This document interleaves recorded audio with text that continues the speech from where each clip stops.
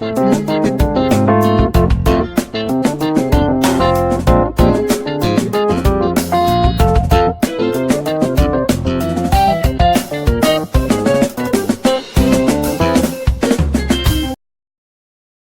everyone. You are welcome to Anchor Network, where you get reliable and authentic news that are so crucial to you. I say big thank you to everyone who has been part of this channel and who has taken time to subscribe. And if you are yet to subscribe, I say please click the red subscribe button and also the bell icon. The bell icon will allow you to get notified anytime we publish any news. Trump writes Buhari wants Boko Haram, ISWAP, driven out of region. The United States President Donald Trump on Monday congratulated its Nigerian counterpart, President Muhammadu Buhari, on the 59th anniversary of the nation's independence. In a letter personally signed by President Trump and made available to newsmen by the Public Affairs section of the United States diplomatic mission to Nigeria, he expressed optimism to see an end to the Boko Haram insurgency that has ravaged the northeastern parts of Nigeria, as well as Niger, Chad, Cameroon, and Mali. He said, on behalf of the American people, I extend our warmest greetings and congratulate you on the 59th anniversary of Nigeria's independence. Nigeria is among our strongest partners in Africa. We share common goals of expanding trade and growing our economic relationship. We are allies in the global battle against terrorism, and we want to see Boko Haram and ICC West African driven out of the region and other insurgencies like them dismantled. The United States welcomes efforts by your administration to diversify opportunities for your talented, creative, and hardworking people to the benefits of both our countries, Africa, and the world. I am pleased that following our meeting last year, our vice presidents are also building on long-lasting, long-standing history of cooperation. I wish the people of Nigeria continued success as you mark another year of independence, the statement reads. So, guys, that is the advice Donald Trump has given to Buhari by writing him a letter. These are the things that we've been talking all this while. People have been saying all of these things, Boko Haram and all of that, just trying to encourage them to do more.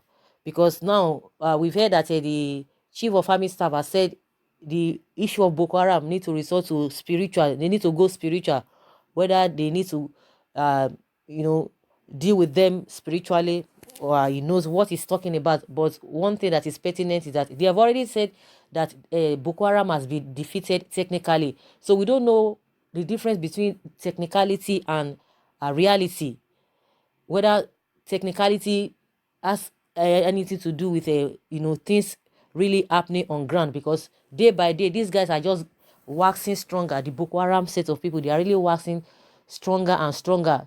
It was before that you see that the army always take the battle to their place, but reverse is now the case. They always come again to go and meet, to come and bringing the battle to the doorstep of the army, going to their barracks and their camp. And they've been really working, and maybe to an extent as if they are overpowering the army. I don't know whether that was why the chief of army staff said they need to resort to spiritual. I don't know what he meant by that. So it's really been back and forth thing, and it's really been a battle, and it's something that is really worrisome.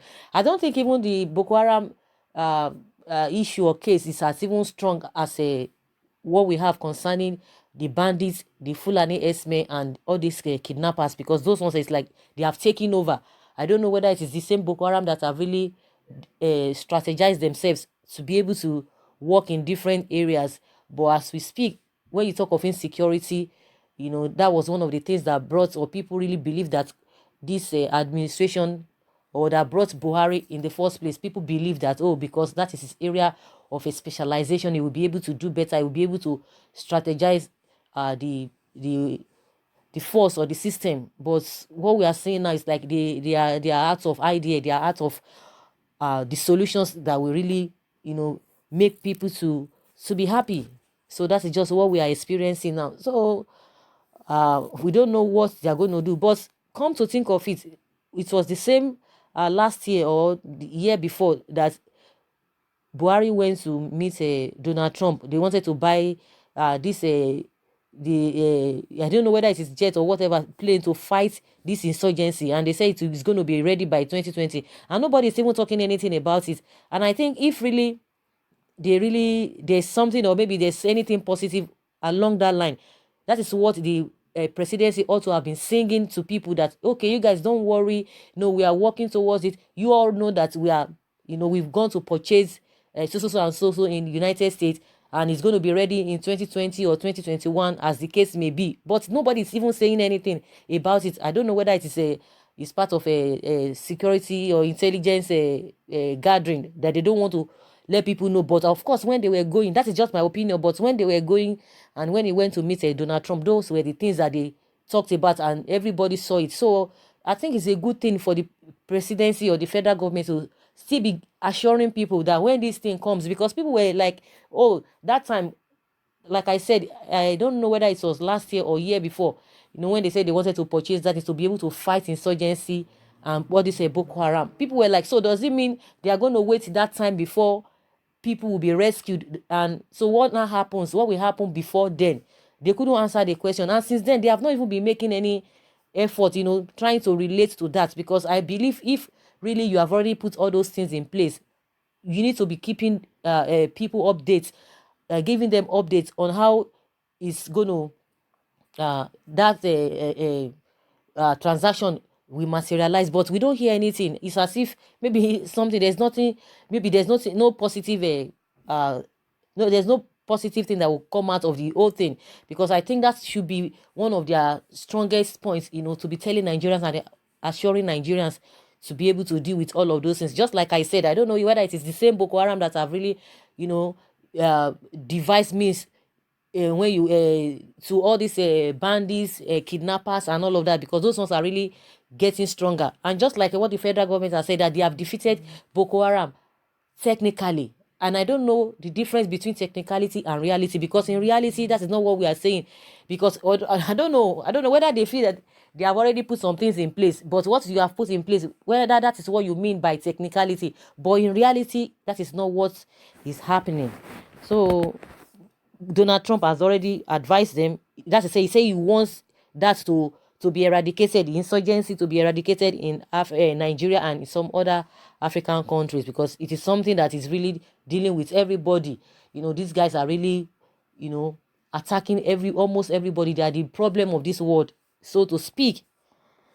So that is my own opinion. I don't know what they want to talk about it. Someone say, thank you, Mr. President, but in my opinion, I don't think Buhari can achieve this in his tenure, because it's just too slow. Someone say, help appeal to northern people, they own Boko Haram. I think that's another thing, because somebody came out and said most of the leaders in the north, it's like they are benefiting from it. They have made it a kind of business, because if really it wants to end, they know how to get their people involved. They know how to go around the whole thing, but it's like they are not interested.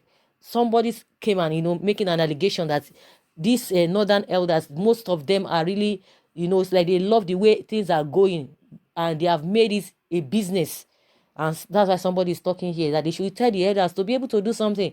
I could remember when this issue of a Bado, was really was raging in Lagos. Bado, it was as if it was not going to end. Everybody was really scared, because the manner at which they were operating. But when the government stepped in, when the state government stepped in, and police, and they brought everybody together, they warned the traditional rulers then that if this kind of a thing should happen in your community, that maybe they are going to dethrone them. That was the threat the governor gave them. I think it was somebody that gave that threat, that these things cannot be happening under your watch.